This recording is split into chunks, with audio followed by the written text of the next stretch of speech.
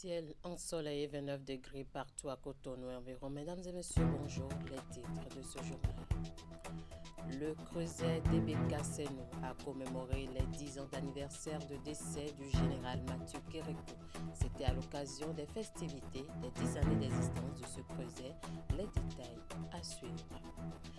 Valorisation du Made in Benin à Parakou, la foire interdépartementale Bordeaux à Libori dans le cadre du mois du consommant local a démarré depuis ce lundi. Vous aurez les précisions dans ce journal. Et puis visite du ministre conseiller Espédi Ressou au lycée technique Koulibaly de Cotonou. Il s'agit d'une étape de la tournée nationale de suivi des réformes engagées dans le système éducatif entreprise par Espédi Ressou. Les précisions à suivre. À nouveau, bonjour. Actualité oblige dans l'affaire qui oppose le député Sodjinou à sa formation politique. Les démocrates, la Cour constitutionnelle rendra son verdict tout à l'heure à 16h. La décision du report vient d'être prise. Il y a quelques instants, le parti Les démocrates doit donc attendre encore quelques heures avant de savoir s'il participera ou non à l'élection présidentielle d'avril 2026. Maître Victorin Olatundi Fadé, avocat du parti, déclare qu'il est confiant et optimiste quant à l'issue de cette affaire, même s'il dénonce l'usage de cette fiche de parrainage par le député Sodjinou pour faire chanter le parti. Je vous invite à le suivre au micro de Virgile Rodegno et Jocelyn Mareka. Ce qui a lieu de retenir, c'est que nous voudrions appeler la Cour au respect des tests que nous nous sommes donnés nous-mêmes au Bénin. Lorsque nous avons voté le code électoral, et ça, parlant des dispositions concernant le parrainage, il est clair qu'un député ne peut pas se permettre, pour des raisons qui ne tiennent pas. Parce que moi, jusqu'à présent, je ne vois pas les raisons qui peuvent pousser le camarade Sodjinou à se désolidariser de son parti politique. Et les décisions de la Cour à renforcer le pouvoir des partis sur la gestion de la question du parrainage. Mieux, la réforme du système partisan, c'est pour donner plus de pouvoir aux partis qu'aux individus. Ce d'autant que nous avons voulu combattre la transhumance politique. Je pense que le système partisan, c'est juste pour lutter surtout contre la transhumance politique. Mais lorsque nous allons utiliser la question du parrainage pour briser l'élan prévu par la réforme du système partisan, je crois que là, nous sommes en train de violer les propres tests que nous sommes donnés. Et lorsque il veut utiliser ou bien il veut retirer sa fiche de parrainage de cette manière, cela veut dire qu'il agit de façon abusive. Et la décision rendue dans le dossier Soui en 2021 est assez claire sur la question. Vous savez, le parti Les démocrates a toujours été un parti qui respecte le droit, qui respecte les principes démocratiques. Nous nous sommes toujours conformés à la loi et toutes les fois que nous ne sommes pas d'accord avec ce qui se passe, nous saisissons les juridictions. Et c'est ce que nous avons fait. Et nous avons toujours foi à nos institutions. C'est vrai, les Béninois ont des doutes sur les institutions, sur le fonctionnement de leurs institutions aujourd'hui, mais nous avons foi aux institutions parce qu'un État fort, c'est des institutions fortes. Donc ça fait à 16h alors, c'est ça? Oui, nous sommes, la Cour nous renvoie à 16h pour la présentation du rapport. Rendez-vous donc à 16h pour le délibéré de la Cour constitutionnelle. Le haut commissaire à la sédentarisation des éleveurs du Bénin, en collaboration avec l'ABGF, a organisé un colloque international sur fragilité, conflit, violence et cohésion sociale en Afrique. Il vise à renforcer les synergies entre recherche, action et gouvernance territoriale dans la construction de la cohésion sociale et du développement durable dans les zones d'intervention du projet COSO. La cérémonie d'ouverture des travaux a eu lieu ce mardi 21 octobre 2025 à Cotonou en présence des personnalités. Compte rendu, Florence Bossa et Pévi. Le projet Cohésion sociale des régions nord du golfe de Guinée vient de poser un pas important dans l'amélioration de la résilience socio-économique et climatique des communautés frontalières. Des chercheurs, décideurs politiques et praticiens de développement venus du Togo, du Ghana, de la Côte d'Ivoire et du Bénin s'interrogent ici sur les connaissances que peuvent fournir leurs recherches et leur expérience pratique à la construction de la cohésion sociale et du développement durable. C'est tout le sens de ce colloque international sur le thème Fragilité, conflit, violence et cohésion sociale en Afrique. Cette rencontre s'inscrit dans une dynamique de réflexion partagée, de production de connaissances et de valorisation des résultats scientifiques au service du développement durable et de la cohésion sociale telle que souhaitée par le président Patrice Talon. Cela incarne également une volonté commune de dialogue, de partage et de concertation sur des axes bien définis. Il s'agit d'abord de la gouvernance locale et la cohésion sociale. Le deuxième axe touche les changements climatiques en lien avec la cohésion sociale. Le troisième, c'est l'intégration régionale. Ce colloque se veut donc comme un cadre de réflexion fertile qui se décline en conférences inaugurales, sessions parallèles, tables rondes. Ceci pour apprécier la fabrique sociale et politique de la cohésion sociale à travers la perception des communautés locales, des services techniques, des forces de défense et de sécurité dans la construction de la sécurité transfrontalière. Les attentes placées dans ce colloque sont claires. Il s'agit de mieux comprendre les dynamiques de violence, d'analyser le rôle du dialogue dans la transformation des conflits et d'identifier les conditions propices à l'émergence de compromis durables sans compromission. Donc c'est vraiment un plaisir de participer dans cette colloque. Et la Banque mondiale reste engagée dans ce projet de la cohésion sociale et pour continuer donc d'accompagner ces initiatives où la communauté est au centre du processus. Les résultats qui seront issus de ces assises doivent éclairer les politiques nationales et régionales. Ils vont également permettre la prévention des conflits et encourager la mise en œuvre de mécanismes de résolution pacifique des différends en Afrique. Une information qui vient de nous parvenir, la Sénat vient de rendre une décision, la décision 2025 numéro 0S/PT/RAP-DGE/SP portant publication de la liste provisoire des candidats à l'élection présidentielle de 2026 sont donc inscrits sur la liste provisoire des candidats validés pour l'élection présidentielle d'avril 2026. Les duos de candidats suivants dont les dossiers tels que déposés sont déjà complets et conformes. Monsieur Kossi Mbouke Romuald Wadain, candidat à la présidence de la République, et Madame Mariam Tchabi Talata, candidate à la vice-présidence de la République.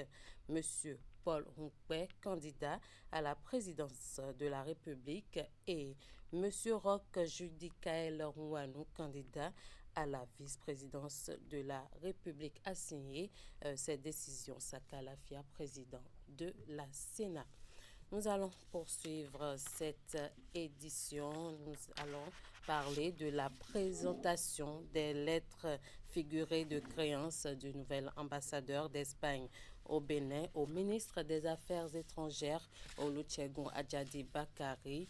Félix Costales Artieda a ensuite été reçu le même jour en audience par le ministre. Audience qui a porté donc sur l'état des relations entre le Bénin et l'Espagne. Les détails dans ce récit signé Virginia Rodéon. Au cours de cette entrevue qui a suivi la remise des copies figurées des lettres de créance, le ministre des Affaires étrangères et le nouvel ambassadeur d'Espagne au Bénin ont fait le tour d'horizon de l'état des relations entre le Bénin et l'Espagne et évoqué les perspectives de leur consolidation. Il faut préciser que Félix Costales Artieda est né le 21 mars 1959 à Madrid. Titulaire d'un diplôme en droit, il intègre le ministère espagnol des Affaires étrangères en avril 1985 où il a occupé différentes fonctions aussi bien à la centrale que dans les services extérieurs. Ici, M.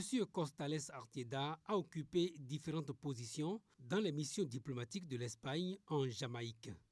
En 2023, il fut nommé ambassadeur itinérant pour la sécurité maritime au ministère des Affaires étrangères, poste qu'il occupera jusqu'au 28 mai 2025, date de sa prise de fonction en qualité d'ambassadeur extraordinaire et plénipotentiaire du Royaume d'Espagne en République fédérale du Nigeria, avec juridiction sur la République du Bénin.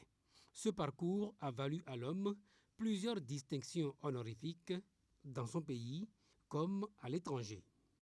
Je l'annonçais en titre, tournée nationale de suivi des réformes engagées dans le système éducatif entreprise par le ministre conseiller Espedi Wessou. Il était ce mercredi au lycée technique Koulibaly de Cotonou. Le ministre a saisi l'occasion de cette descente pour annoncer de grands projets au profit des lycées techniques du pays. Teddy Goudalo pour plus de précisions.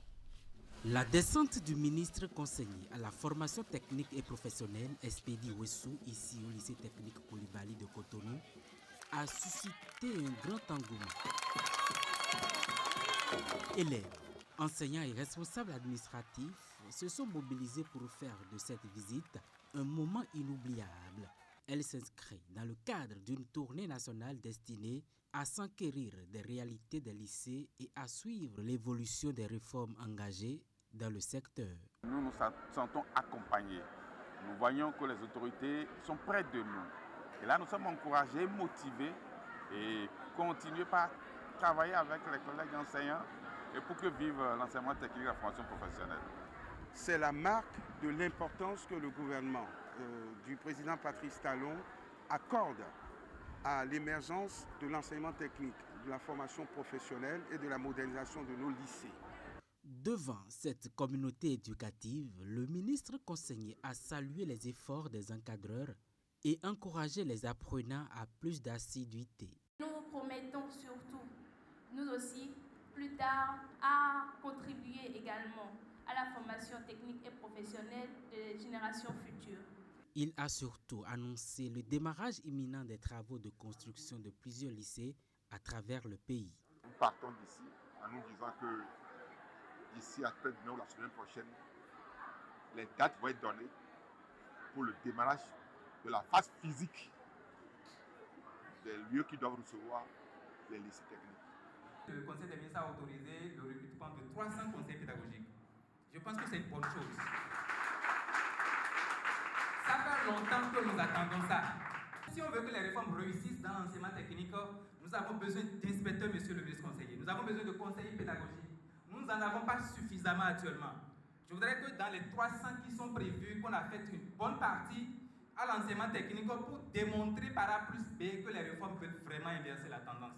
À travers ces initiatives, le gouvernement réaffirme sa volonté d'améliorer les conditions d'apprentissage et de renforcer la qualité de la formation technique et professionnelle. Prochaine étape de cette tournée, le lycée technique de Kondéou, toujours à Cotonou. Un peu loin de Cotonou, en marge de la journée mondiale de l'alimentation célébrée à la date du 16 octobre chaque année, la Fédération agroécologique du Bénin a initié une caravane à Aplakwe dans le département du Koufo, une initiative qui fait suite à une marche pacifique pour l'agroécologie. L'objectif est de mobiliser les populations autour de cette forme d'agriculture. Retour sur cette initiative avec Narcisse Alossé et Florando. Les rues d'Aplakwe, noires de monde à l'instant d'une après-midi, celle du jeudi 16 octobre 2025.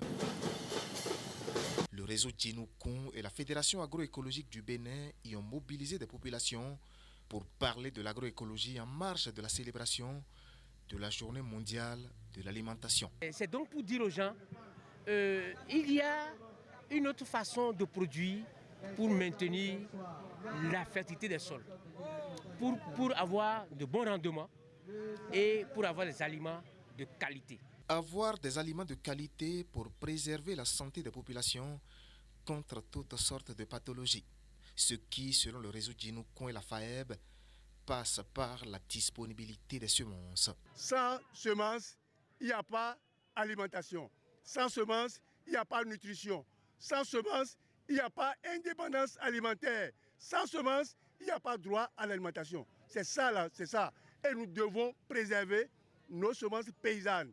les semences qui sont de chez nous, où nous pouvons les avoir quand nous voulons, les planter où nous voulons et les manger où nous voulons. Un message véhiculé au cours d'une caravane qui est partie du centre-ville d'Azové pour Aplahoué, le chef-lieu du département du Koufo.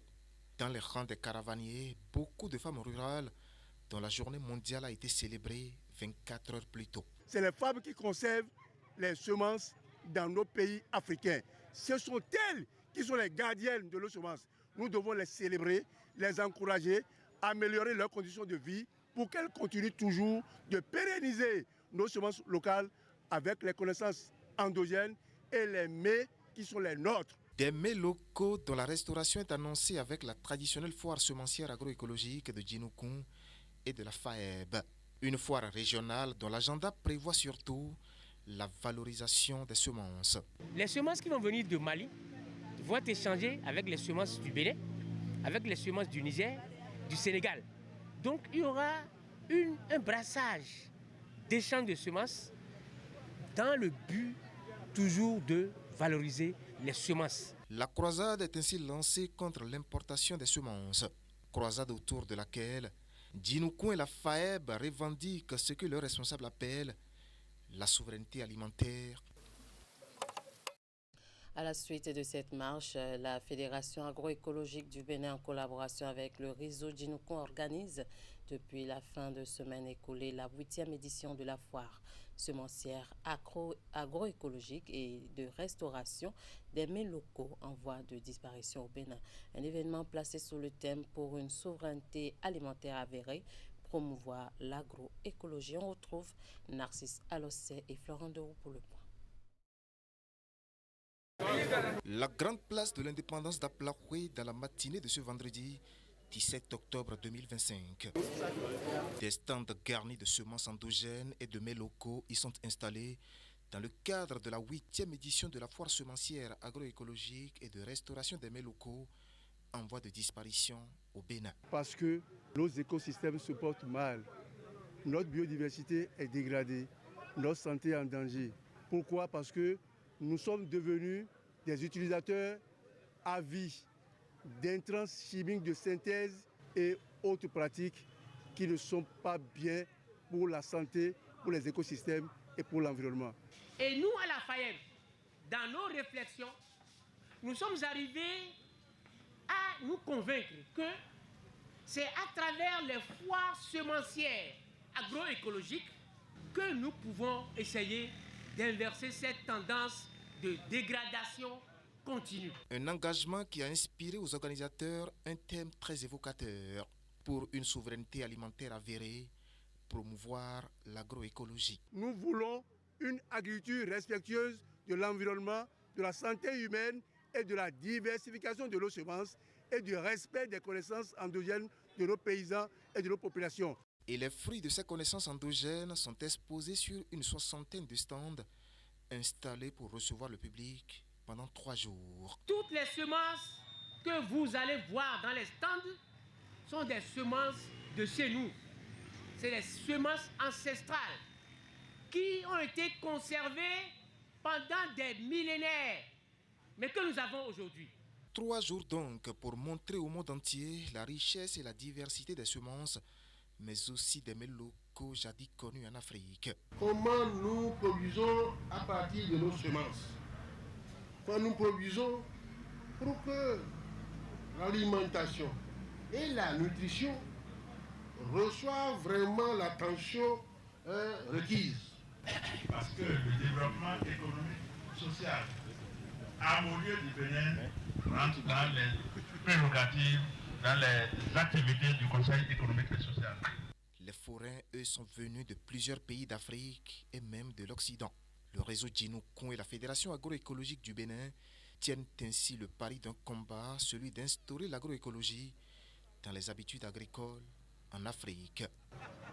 Cette fois-ci, c'est la ville de Parakou qui abrite depuis lundi une foire. Il s'agit de la foire interdépartementale du Borgou et de la Liborie édition 2025. Une semaine durant donc, c'est-à-dire du 20 au 27 octobre prochain, les produits Made in Bénin sont mises en valeur sur l'esplanade du marché Zongo de Parakou. C'est une initiative de la direction départementale de l'industrie et du commerce officiellement lancée ce mardi 21 octobre et qui s'inscrit dans le cadre du mois du consommant local. Jacques Degbé, Socrate Adantodé. Investissement agro-industriel, valorisation des savoir-faire locaux et accès au marché, c'est le thème de cette foire interdépartementale placée sous le haut patronage des préfets du Borgou et de la Libourie. L'événement, organisé dans le cadre du mois d'octobre, mois du consommant local, vise principalement à promouvoir la consommation des produits fabriqués dans les départements du Borgou et de la Libourie. Pour mettre en œuvre cette thématique, une attention particulière a été portée à 5 produits phares de notre pays, notamment le poulet, le manioc, le miel, le sésame qui est une nouvelle filière porteuse de valeur ajoutée en pleine émergence et le secteur des cosmétiques. À travers cette foire, la DEDIC Borgou à Libourie vise de façon spécifique à soutenir les micro, petites et moyennes entreprises pour la visibilité de leurs produits, permettre aux visiteurs de découvrir et d'apprécier les produits Made in Bénin et offrir à la population des aliments nutritifs sains à un prix abordable. Je voudrais inviter chacun et chacune à faire sien l'esprit du consommant local. Acheter local, c'est investir dans l'avenir de notre pays.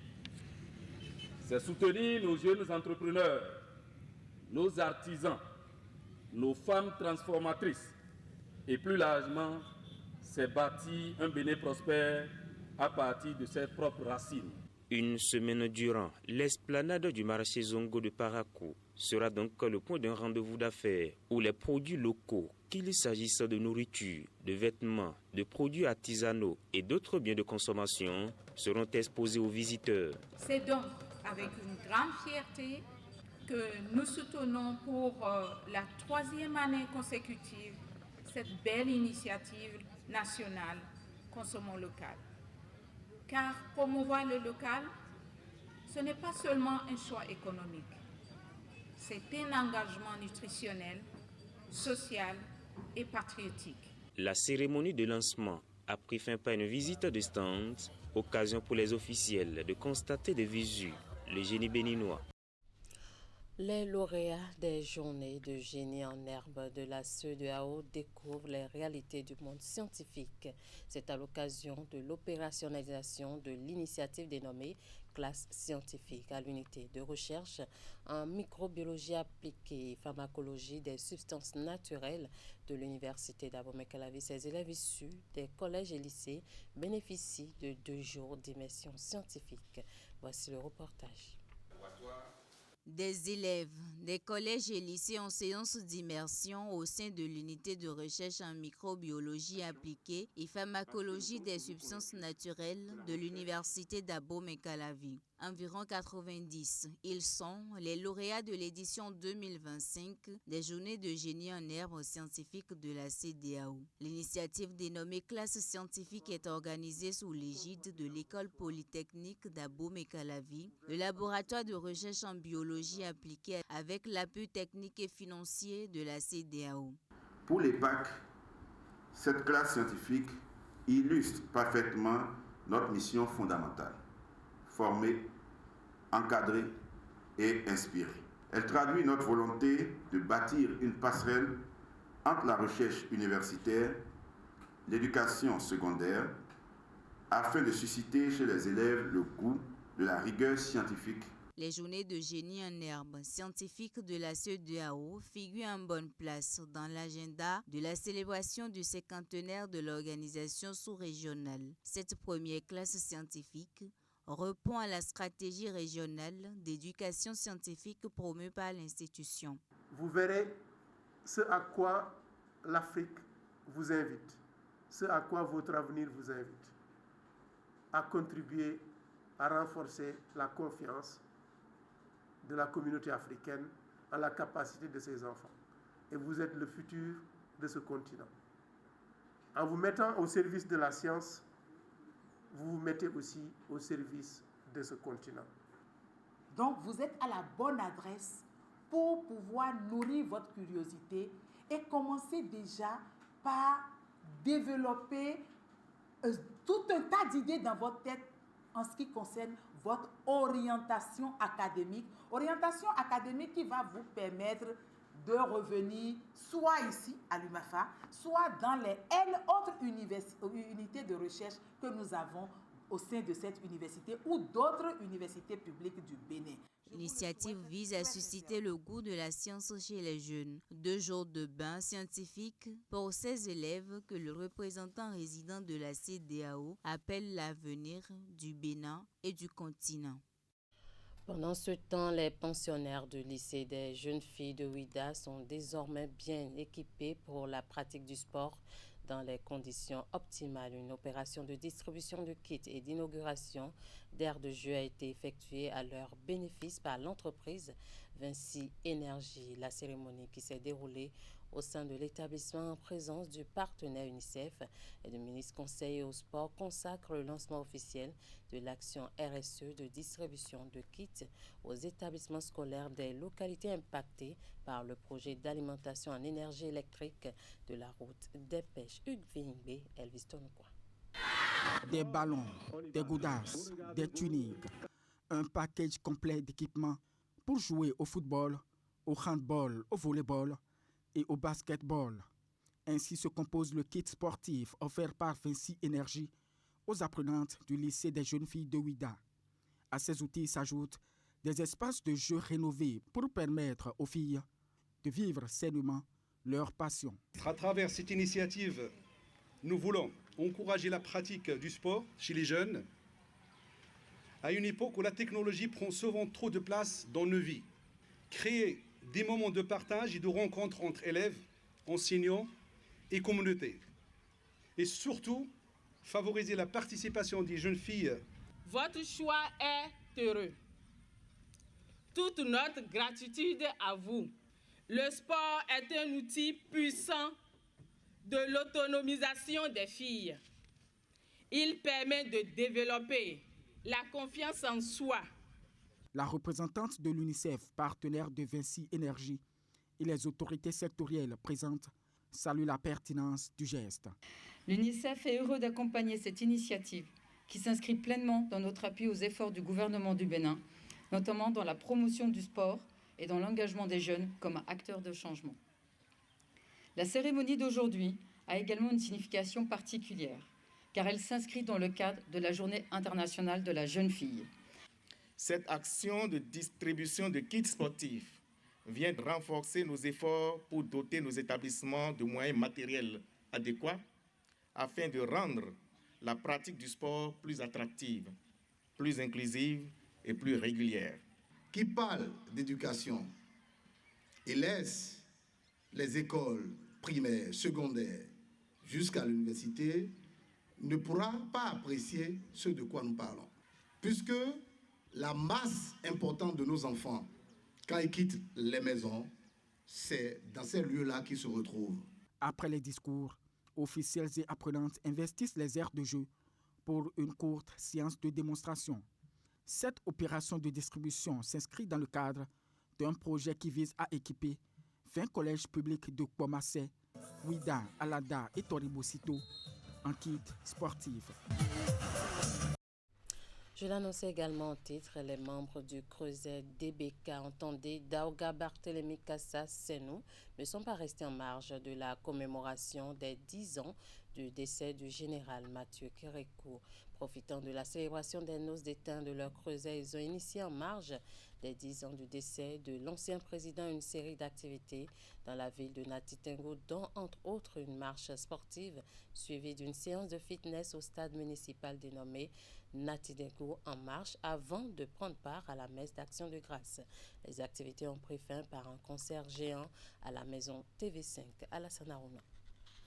Une marche sportive le long de l'axe principal de la ville de Nati Tengo en cette matinée du samedi 18 octobre 2025. C'est la toute première d'une série de manifestations initiées par les membres du Creuset DBK Senou pour célébrer leur noce d'étain, une décennie qui coïncide avec la commémoration des 10 ans du décès du général Mathieu Kérékou. Partis de la maison TV5, les marcheurs mobilisés autour de l'honorable Barthélemy Kassa vont parcourir environ 5 km avant de chuter au stade municipal de la ville, l'instant d'un fitness. On a décidé, en marge du 10e anniversaire du décès de notre feu papa, le général Mathieu Kérékou, organiser une activité sportive que nous avons dénommée Nati Tengu en marche. Une excellente chose d'être avec les jeunes. Il faut toujours être aux côtés des jeunes, partout où ils se trouvent. Juste après cette randonnée sportive, voici les membres de DBK aux côtés de la famille Kérékou pour une messe d'action de grâce dédiée au feu général président. Dans une ambiance de convivialité, les membres de ce creuset vont se donner rendez-vous dans l'après-midi pour échanger autour des élections générales à venir, recevoir les conseils de leurs mentors en vue des projections futures. Cela fait aujourd'hui 10 ans que nous avons pris cette initiative avec bien sûr la bénédiction de l'homme lui-même présent ce soir. 10 ans nous avons passé dans les coulisses à bénéficier de ses conseils, à nous abreuvoir de sa source. 10 ans et après 10 ans, il était temps qu'on s'arrête. Chers camarades, moi je tenais exceptionnellement à vous dire merci. Merci pour la confiance. Reconnu pour sa modestie et son humilité légendaire, l'honorable Barthélemy Kassa reconnaît l'engagement et la loyauté de ces hommes et femmes, mais refuse d'être célébré. On ne célèbre pas un homme, j'aime pas ça souvent, mais j'aime bien qu'on célèbre la fraternité. DBK, à mon sens, c'est une fraternité ouverte à tout celui qui veut réussir et qui croit au développement de la Pendiari. D'abord, nous avons choisi ce modèle de la Pendiari que nous tentons d'implémenter dans le reste des régions. À l'avenir, pensons à en faire une fondation. Dans la soirée, c'est ce géant concert ayant mobilisé les artistes de la musique locale qui a tenu en haleine jusqu'au petit matin le public nantaillais à la maison TV5. Et pour finir, de la décision rendue tout à l'heure par la Commission électorale nationale autonome, on retient que sont inscrits sur la liste provisoire des candidatures validées pour l'élection présidentielle de 2026 les duos de candidats suivants. Monsieur Kossim Boueke Romuald Wadain, candidat à la présidence de la République, et Madame Mariam Tchabi Talata, candidate à la vice-présidence de la République. Monsieur Paul Nkwe, candidat à la présidence de la République, et Monsieur Roch Judikael Nwanou, candidat à la vice-présidence de la République. Sont rejetées les candidatures des duos suivants car jugés irrecevables. Monsieur Anatole Jackson Prince Mwensavi, candidat à la présidence de la République, et Madame Kaswara Remilekon Agathe Bello, candidate à la vice-présidence de la République. Monsieur Vignil Renaud Ndoufou Léandre Agbodjo, candidat à la présidence de la République, et Monsieur Jude Bonaventure Lodjou, candidat à la vice-présidence de la République. On a également Madame Elisabeth Agosaga, épouse Djawad, candidate à la présidence de la République, et Monsieur Boni Neto Kansare, j'y arrive, candidat à la vice-présidence de la République. Les candidats dont la candidature est rejetée disposent d'un délai de recours de 48 heures à compter de la notification de la présente décision pour saisir la juridiction compétente. La présente décision sera notifiée à la Cour constitutionnelle au candidat à la présidence et à la vice-présidence de la République et sera publiée partout où besoin sera. Et signé Saka Lafia, président de la Sénat. Pour l'heure, l'audience sur l'affaire opposant le député Sodjino à son parti, les démocrates, est renvoyée à 16h à la Cour constitutionnelle. Merci de nous avoir suivis. Merci à toute l'équipe de rédaction, de réalisation et de diffusion. Passez un très bon après-midi en compagnie des programmes de Canal 3 Bénin.